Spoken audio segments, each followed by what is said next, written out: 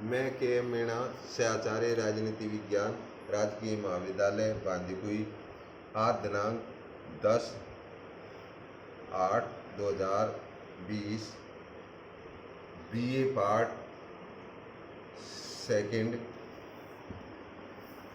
BA part third paper first e content topic अरस्तु का संविधान और उसका वर्गीकरण। अरस्तु ने पॉलिटिक्स की जो अपनी रचना है उसकी पुस्तक थर्ड और फोर्थ में संविधान का अर्थ, संविधान की प्रकृति और संविधानों का वर्गीकरण प्रस्तुत किया। संविधानों के वर्गीकरण को स्पष्ट करने से पहले हम सबसे पहले ये देख लेते हैं, क्योंकि अरस्तु पहला विद्वान है जिसने राज्य, संविधान और शासन में कोई अंतर नहीं किया, अर्थात तीनों को पर्यायवाची के रूप में परिभाषित किया। इसलिए जब अरस्तु राज्य का वर्गीकरण करता है तो वो संविधान का वर्गीकरण है और शासन का भी वर्गीकरण है, क्योंकि ये तीनों में कोई अंतर नहीं करता है। अरस्तु ने सबसे पहले संविधान को परिभाषित किया। अरस्तु ने बताया कि संविधान जीवन का सार है। ये वह तरीका है जिसके आधार पर राजनीतिक प्रक्रिया का संचालन किया जाता है, नागरिकों की व्यवस्था करता है, ये राज्य का आधार होता है। संविधान राज्य के स्वरूप को निश्चित करता है और ये सर्वोच्च पद को निश्चित करता है। इस प्रकार संविधान राज्य का एक ऐसा संगठन है जो सर्वोच्च पदों को निर्धारित करता है, ऐसे पद जो सभी क्षेत्रों में संप्रभु हो।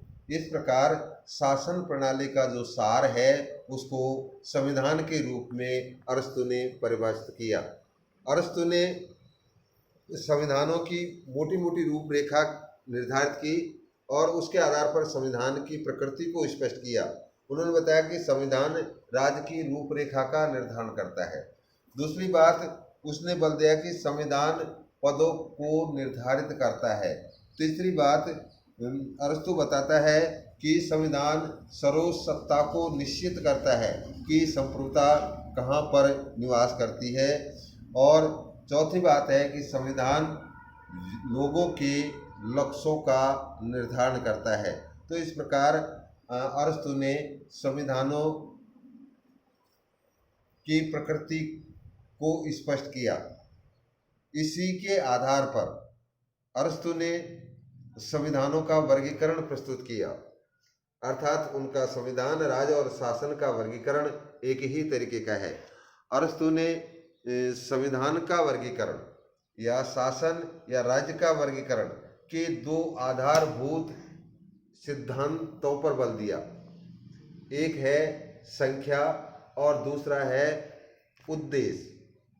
इन दो आधारों पर शासन के 6 रूपों का चित्रण अरस्तु ने अपनी पुस्तक पॉलिटिक्स में किया है।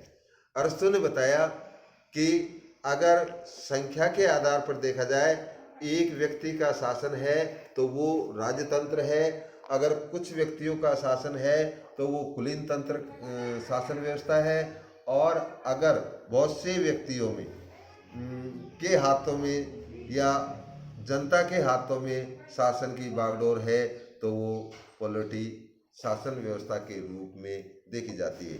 इसी प्रकार उद्देश्य के आधार पर उन्होंने बताया कि अगर शासन का उद्देश्य सर्वोच्च सद्गुण का विकास करना है, व्यक्ति का विकास करना है, सार्वजनिक क्षेत्र का विकास करना है, तो वो शासन का शुद्ध रूप है।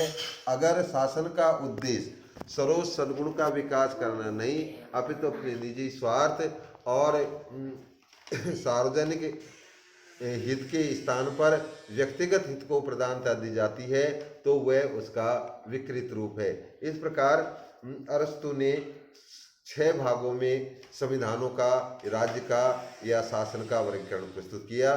सबसे पहले राजतंत्र, ये शासन का शुद्ध रूप है क्योंकि इसमें सर्व सद्गुणों का विकास होता है। राजतंत्र का विकृत रूप निरंकुश तंत्र है जो सद्गुणों पर आधारित नहीं है। इसी प्रकार कुछ व्यक्तियों का शासन, जिसे कुलीन तंत्र, जब ये शासन व्यवस्था सर्व सद्गुण का विकास करना या इसका उद्देश्य मध्यम मार्ग का विकास करना है तो ये कुलीन तंत्र शासन व्यवस्था है। अगर इसका जो विकृत रूप है वो अलप तंत्र है क्योंकि उसमें वर्ग विशेष के हितों की कामना की जाती है और सद्गुणों का विकास पर ध्यान नहीं दिया जाता है। इसी प्रकार पॉलिटी नाम की जो शासन व्यवस्था है उसमें सत्ता संपूर्ण जनता के हाथों में होती है। शासन का उद्देश्य सर्व कल्याण होता है। अगर ये शासन व्यवस्था सर्व कल्याण न होकर भ्रष्टाचार पर आधारित हो जाती है, सद्गुणों का इसमें कोई स्थान नहीं होता है, सामान्य जनता के हितों पर ध्यान नहीं दिया जाता है, तो इसे प्रजातंत्र शासन व्यवस्था कह सकते हैं।